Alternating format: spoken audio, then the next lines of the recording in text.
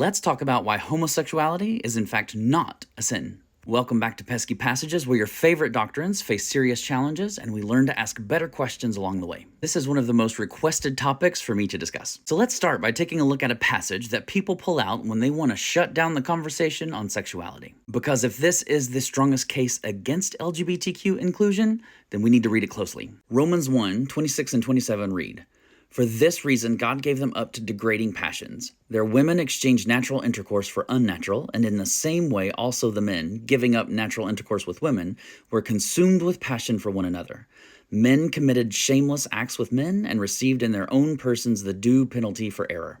To start, I think it's important to note, when we reduce someone's entire life down to a single verse, we tip the scales against love, and we turn a gospel of welcome into a message of harm. That's why it's so important to understand the context of the times in which this text was written. Here's the world in which Paul was writing. In the Greco-Roman imagination, sex was about status, not orientation. Morality hinged on who penetrated whom, and whether the partners were above or below you on the social hierarchy. A freeborn male citizen could take the active role with a wife in order to have children, a slave, or a prostitute, people beneath him. What shamed a man wasn't sexual activity itself. It was being penetrated because that is what marked him as feminized, lower on the hierarchy. Ancient slurs used against passive males weren't about love, they were about lost status. That same hierarchy shaped how people understood nature. Natural simply meant working within one's own rank and role and with procreation. Male is active, female is receptive. The citizen is dominant and the inferior is dominated. Against nature, therefore, flagged role reversal or non-procreative acts. A man taking the female position. Now watch how that lens lights up Romans 1.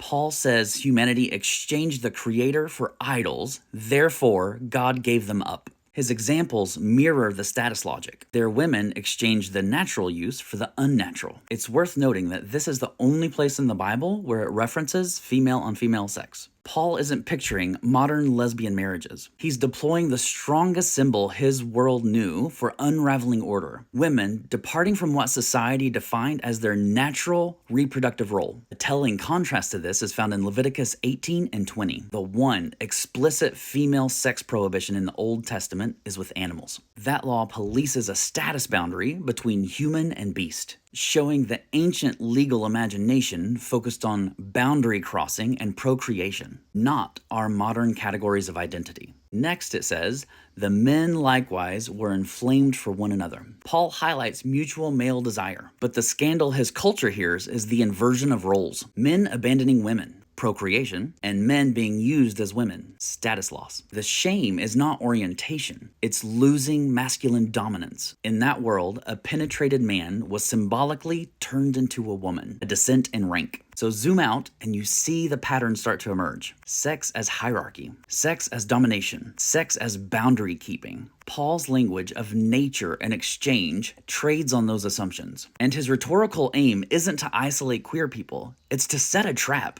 He paints a picture so obviously disordered that by the time he reaches chapter 2, verse 1, he can spring the turn. You who judge are guilty too. Romans 1 is a universal indictment, not a specialist manual on how to deal with homosexuality. And here's the unavoidable tension. Paul's argument? It presumes that same-sex acts emerge from idolatry, not as a stable feature of human diversity. In his framework, desire follows rebellion. Unnatural means role-inverting, non-procreative, status-breaking behavior. But our moral vocabulary is not his. Today, morality centers on consent, mutuality, justice, and care, not on whether someone maintained a masculine pecking order or produced offspring. And now we know that people don't just become gay because they were worshiping idols. Orientation is not a punishment, and it doesn't disappear with piety or pressure, which means the causal chain that gives Romans 1 its punch. Idolatry.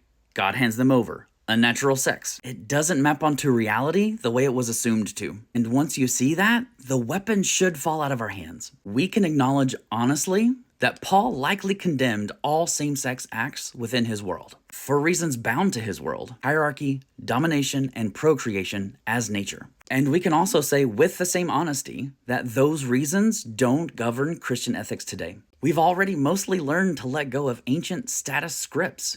like slavery and women's subordination. This is the exact same move, not erasing scripture, but refusing to absolutize its culture-bound rationales. So the question isn't whether Romans 1 ever sounded condemning in the first century. It certainly did. The question is whether or not we carry forward that ancient status logic, or do we carry forward the gospel's arc towards welcome? If the old rationale was domination and rank, our new calling is mutuality and love. If our old fear was becoming like a woman, then our new confession is that everybody bears God's image. That's why we shouldn't use this passage to close doors. We use it as a mirror, to lay down judgment, to tell the truth about changing assumptions, and to welcome the people we once excluded. And here's the most hopeful part. The Christian conversation is shifting. More and more believers are realizing that Paul's framework was bound to his time and culture, and that the gospel calls us forward, not back. Even some of the strongest voices, critics, scholars who opposed LGBTQ inclusion,